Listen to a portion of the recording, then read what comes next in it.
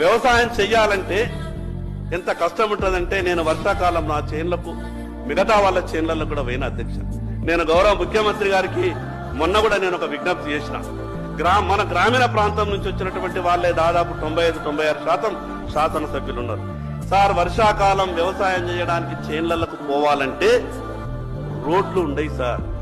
ఎరువులని నెత్తి మీద ఎత్తుకొని పోతే గాని, ట్రాక్టర్ తోని గాని, ఆటోలు గాని 4 ఎరువుల బస్తాలు వేసుకొని వ్యవసాయం చేయడానికి చేన్లకు తీసుకుపోతామనంటే పోలేనటువంటి పరిస్థితులు ఉంటాయి. కాబట్టి నేను మీ ద్వారా గౌరవ ముఖ్యమంత్రి గారికి విజ్ఞప్తి చేస్తా ఉన్నా, వచ్చేటటువంటి బడ్జెట్ లో గాని వ్యవసాయ పొలాలకు, వ్యవసాయ చేన్లకు రోడ్లు అనే విధంగా మీరు ఈ కార్యక్రమాన్ని తీసుకురండి.